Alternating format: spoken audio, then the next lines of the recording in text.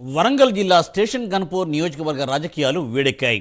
Station గన్పూర్లో MLA Kadiyam Srihari, మాజీ MLA Tatikonda Rajaiah మధ్య అవినీతి ఆరోపణలపై సవాళ్లు ప్రతిసవాళ్లు జోరుగా సాగుతున్నాయి. కడియం శ్రీహరి అటవీ భూములను ఆక్రమించుకున్నారని తాటికొండ రాజయ్య ఆరోపించారు. దీనిపై కడియం శ్రీహరి ఘాటుగా రిప్లై ఇచ్చారు. రాజయ్య చేసిన ఆరోపణలకు సాక్ష్యాలు చూపించాలని శ్రీహరి సవాల్ విసిరారు. అవినీతిని నిరూపిస్తే తాను ఎమ్మెల్యే పదవికి రాజీనామా చేస్తానని కడియం శ్రీహరి పునరుద్ఘాటించారు.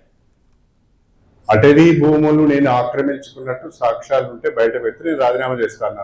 దళిత బంధులో జరిగిన అవినీతిని డబ్బులు ఇచ్చిన వాళ్ళని తీసుకొచ్చి 100 మందితో ఇక్కడ ప్రెస్ మీట్ పెడతా అన్నాను.